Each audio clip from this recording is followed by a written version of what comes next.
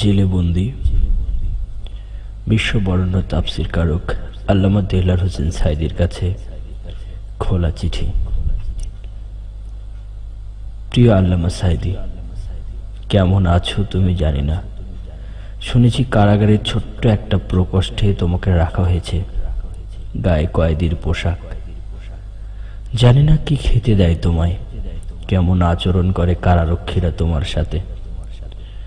তুমি তো জানো না মাওলানা, তোমার অন্যায় ফাঁসির রায়ে ৫৬,০০০ বর্গ মাইল কি যে উত্তাল হয়ে উঠেছে।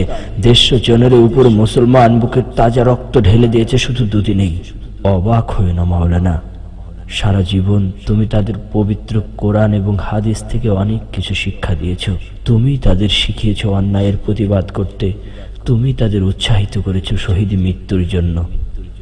আজ তাই তোমারই প্রতি করা অন্যায়ের প্রতিবাদে তারা জীবন বাজি রেখে ঝাঁপিয়ে পড়েছে, প্রাণ বিলিয়ে দিচ্ছে অকাতরে।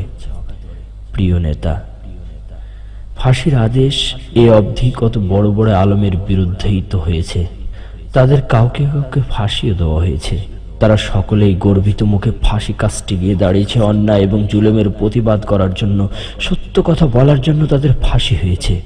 কিন্তু তোমাকে তো ফাঁসি দেওয়া হয়েছে জঘন্য এক মিথ্যা অপবাদের ভিত্তিতে, যার সাথে তোমার বিন্দুমাত্র যোগসূত্র নেই। আল্লামা সাঈদী, এই জন্য হয়তো তোমার মনটা ছোট হয়ে আছে, বুকের ভেতর অনেক চাপা অভিমান জমে আছে। দুঃখ করো না প্রিয় নেতা, বাংলার মানুষ একথা বিশ্বাস করেনি, করবেও না কখনো। তারা কত ভালোবাসে তোমায়, তুমি তা কল্পনাও করতে পারবে না কখনো। তাদের চিন্তা চেতনায়, কল্পনায়, অস্তিত্বে এতটাই মিশে আছো তুমি, এতটাই যে মাঝরাতে চাঁদের শুভ্র বুকেও তোমার নিষ্পাপ মুখ দৃষ্টিভ্রমে দেখতে পায় তারা। মাওলানা গো, কতকাল দেখি না তোমাকে সরাসরি স্টেজে। চিরপরিচিত সেই দরাজ গলায় সূচনা করছো নাহমাদুহু ওয়া নুসাল্লি আলা, তারপর বলছো জোরে সোরে মহব্বতের সাথে পড়ুন বালাগাল উলা বিকামালিহি। জীবনে আর কি কোনোদিন দেখবো না স্টেজে তোমাকে? আর একটি বারের জন্য আল্লাহ কি তোমাকে জালিমে শাসকের ফাঁসির দড়ি থেকে বাঁচিয়ে আর একটি বারের জন্য আমাদের সামনে এনে হাজির করবে না? আল্লামা সাঈদী, কবে আসবে তুমি আবার ফিরে? তুমি কি আসবে না? আমরা কি পাবো না তোমাকে আগের রূপে? তুমি কি কোরআনের দাওয়াত নিয়ে আসবে না আর আমাদের কাছে?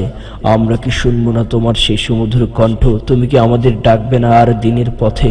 তোমার নেতৃত্বে আমরা কি আন্দোলন সংগ্রামে নামতে পারবো না আর? তুমি কি ফুরিয়ে গেছো?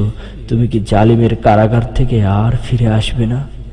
ইনশাআল্লাহ তোমাকে আসতেই হবে, আসতেই হবে, কারণ বিশ্বের ২৪ কোটি বাংলা ভাষাভাষীর সাথে অপেক্ষার প্রহর গুনছে আরো কত ইসলামী প্রাণ।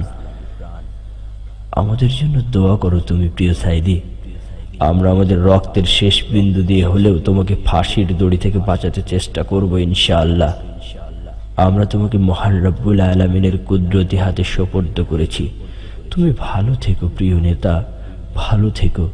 এটি তোমারই ভক্ত গুণমুগ্ধ বাংলার ১৬ কোটি জনতা।